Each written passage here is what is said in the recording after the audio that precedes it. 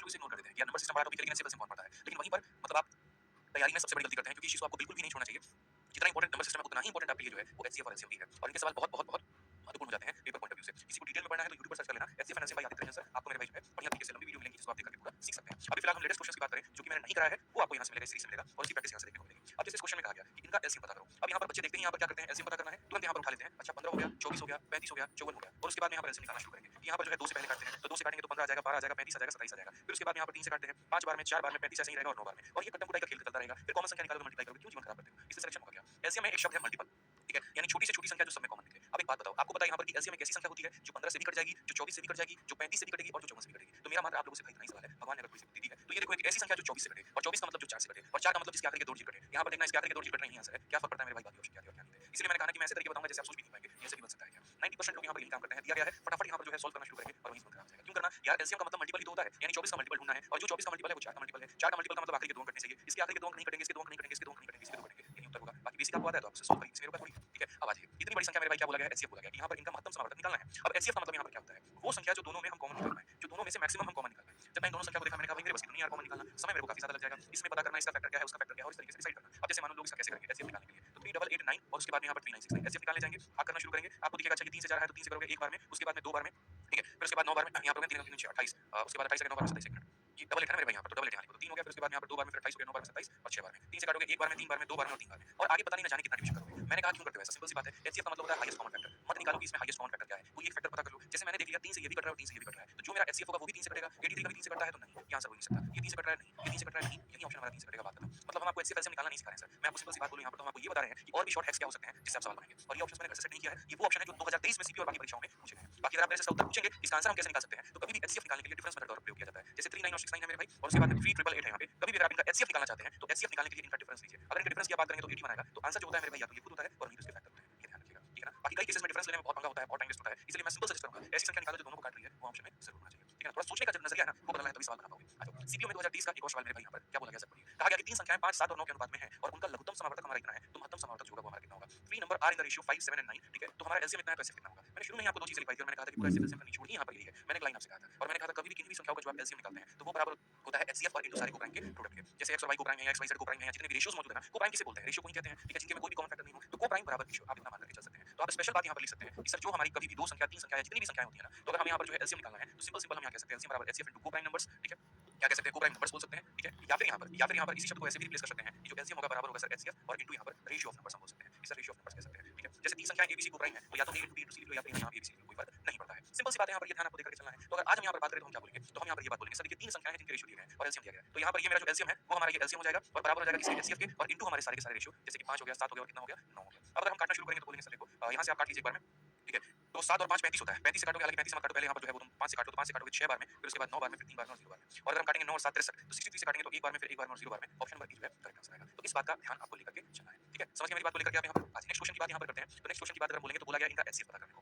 आपको भी पता है यहाँ पर कि जब हम किसी भी फ्रैक्शंस के एचसीएफ निकालते हैं या फिर हम उनके एलसीएम निकालते हैं तो हम कैसे करते हैं, नहीं पता तो एक बार हम रिवीजन करवा दे रहे हैं, ठीक है। जैसे मान लीजिए यहाँ पर एक फ्रैक्शन हमारा a अपॉन में b है, दूसरा फ्रैक्शन हमारा c अपॉन में d है और तीसरा फ्रैक्शन मेरे भाई e अपॉन में f है और मैं इस फ्रैक्शन का क्या निकालना चाहता हूँ, तो इन फ्रैक्शंस के मेरे को दोनों चीजें चाहिए। एक मेरे भाई यहाँ पर एचसीएफ भी चाहिए, ठीक है, और यहाँ पर मुझे एलसीएम भी चाहिए कि यहाँ पर इन फ्रैक्शंस के एचसीएफ भी बता दो कितना होगा और यदि मैं यहाँ पर कैलकुलेट करूँ इन फ्रैक्शंस का मेरे भाई, तो इन फ्रैक्शन का जो हमारा एलसीएम है वो हमारा कितना होगा। तो हमने यहाँ पर ये बात बोला सर समझिए इस बात को लेकर। कभी भी अगर किसी भी फ्रैक्शन का आप एचसीएफ निकाल रहे हैं तो अगर आप एचसीएफ निकाल रहे हैं तो ऊपर वाले का क्या निकालिए, तो ऊपर वाले का एचसीएफ निकालिए यानी a c e का और नीचे वाले का जो है सर वो आप क्या निकाल लीजिए, तो एलसीएम निकाल लीजिए। तो कभी भी किसी भी पट्टे का अगर आप मान लीजिए लघुत्तम समावर्तक और महत्तम समावर्तक निकाल रहे हैं तो अगर आप एचसीएफ निकाल रहे हैं तो ऊपर वाले का एलसीएम और नीचे वाले का क्या करेंगे एलसीएम निकालेंगे। और जब आप एलसीएम की बातें करते हैं कि इन लोगों का जो एलसीएम है वो हमारा कितना होगा, तो एलसीएम निकालने के लिए इस बात का आपको ध्यान में लेके चलना है। जब हम एलसीएम की बात यहाँ पर करेंगे तो यहाँ पर क्या होगा, तो एलसीएम के लिए ऊपर वाले का क्या लेंगे, तो ऊपर वाले का एलसीएम लेंगे यानी a c e का और नीचे वाले का क्या लेंगे, तो नीचे वाले का हम जो है वो एचसीएफ लेंगे यानी b d f का मेरे भाई।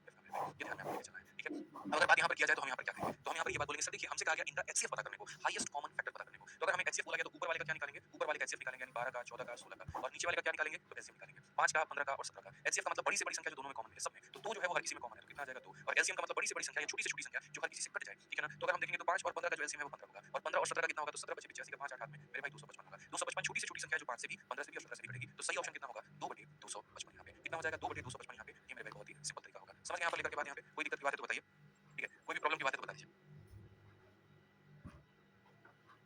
आइए नेक्स्ट क्वेश्चन की बात यहाँ पर करते हैं। अगला सवाल यहाँ देखते हैं, अगला सवाल यहाँ क्या बोला गया। उसी तरीके से हमारे सामने सीपीयू में क्वेश्चन हमसे यहाँ पर बोला गया, ठीक है। उसके बाद में यहाँ पर 0.18 है, फिर उसके बाद में यहाँ पर 0.45 है। तो अगर हम यहाँ देखें और इनका मेरे भाई क्या निकालने की बात करें, इनका एलसीएम निकालने की बात करें, तो एलसीएम निकालने के लिए यहाँ पर क्या करेंगे, दशमलव हटाएंगे तो ये 15/100 हो जाएगा, यहाँ पर हटाएंगे तो ये 18/100 हो जाएगा, यहाँ पर हटाएंगे तो ये मेरे भाई इतना हो जाएगा। अब ये मेरे फ्रैक्शन हो चुके हैं और मुझे इनका एलसीएम निकालना है, तो एस और किसका, तो 45 का, और नीचे वाले का क्या निकालोगे, तो एचसीएफ निकालोगे, तो वो कितना हो जाएगा 100 का, फिर उसके बाद में 100 का, और फिर उसके बाद में 100 का। एक ऐसी संख्या जो 15 से 18 से और 45 से कटे तो वो हो जाती है 90, और एक ऐसी संख्या जो इन सब में कॉमन हो वो हो जाती है 100, और 90/100 का मतलब क्या होता है 0.9। तो सही ऑप्शन जो होगा वो कौन सा होगा, ऑप्शन नंबर जो बी होगा वो हमारा मेरे भाई बिल्कुल सही उत्तर होगा। तो ध्यान रखिएगा, अगर डेसिमल वाला भी आता है ना, तो डेसिमल वाले को फ्रैक्शन में कन्वर्ट करके बड़े प्यार से आप उसका उत्तर निकाल सकते हैं। ठीक है मेरे भाई, चलिए आ जाइए अगले सवाल की तरफ बढ़ते हैं, और अगला सवाल यहाँ देखते हैं, अगला सवाल क्या बोला गया, सीपीयू का बड़ा ही प्यारा सवाल। ठीक है, क्या कहा गया जरा वो देखिए, क्वेश्चन में यहाँ पर बोला गया, क्वेश्चन में यहाँ पर क्या कहा गया जरा देखिए, क्वेश्चन में बोला गया कि the LCM of two number is 660 and their HCF is 5 if one of the number is 55 find the other number. मैंने शुरू में जो आपको मेरे भाई फॉर्मूला दिया था वो बड़ा प्यारा सा एक ही तो फॉर्मूला सर हमने आपको दिया था, और वो मैंने आपको क्या दिया था, तो मैंने आपको यहाँ पर ये बोला था कि सर देखिए कभी भी अगर आप दो संख्याओं की बात करेंगे तो दो संख्याओं का जो मल्टीप्लाई होता है वो एलसीएम इनटू एचसीएफ के बराबर होता है। तो अगर आप यहाँ देखेंगे तो बोलेंगे सर देखिए पहली संख्या को अगर हम गुना करते हैं और किसके साथ में गुना करते हैं, तो पहली इंटू दूसरी बराबर हो जाएगा किसके, तो बराबर हो जाएगा एचसीएफ, और इंटू किसके हो जाएगा एलसीएम के यहाँ पे। ठीक है ना,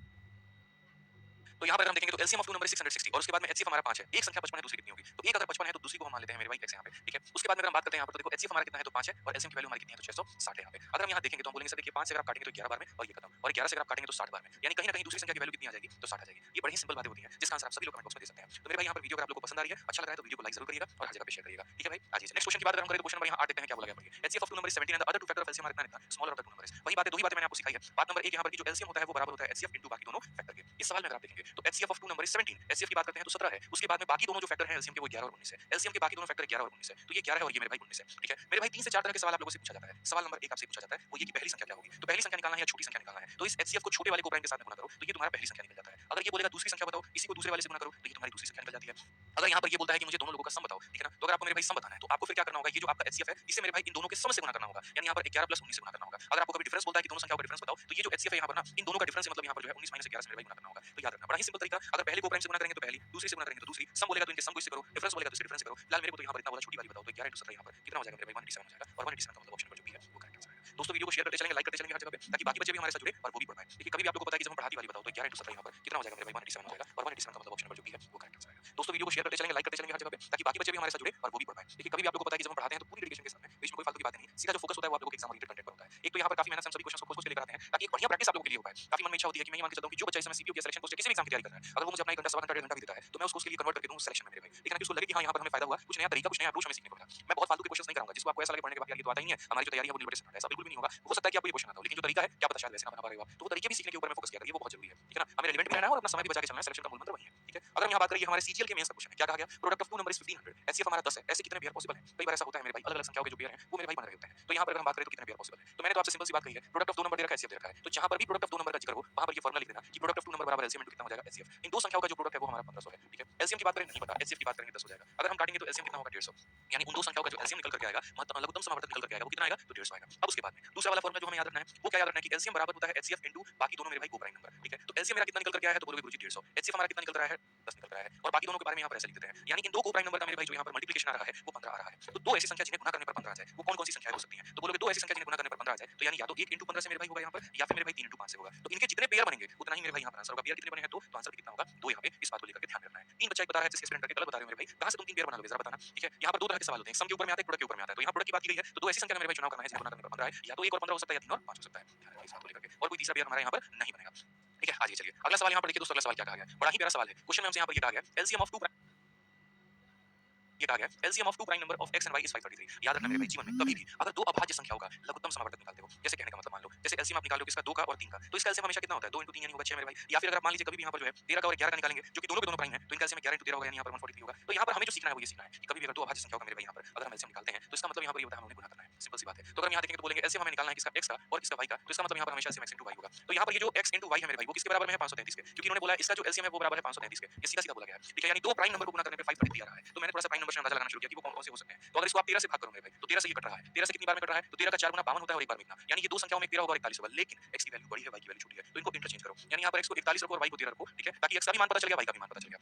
अब क्वेश्चन में क्या बोला गया जरा वो देखो, बोला गया y का 4 गुना करना है यानी इतना, और उसमें से मेरे भाई जो है x को घटाना है। तो दुनिया जानती है 52 में से 41 घटाने पे कितना आता है, 11 आता है, कौन सा ऑप्शन सही होगा, तो ये सही होगा। तो इन छोटी-छोटी बातों का दोस्तों क्या रखना, ध्यान रखना है। एक बच्चा कह रहा है सर रेलवे स्पेशल की बुक कब आ रही है आपकी, प्लीज बताइए। अगले 10 दिनों में आपके हाथ में मिलेगी सर। अलेक्स पटेल, अगले 10 दिनों में आपके हाथ में आपकी रेलवे स्पेशल की किताब मिलेगी। ठीक है, आ जाइए।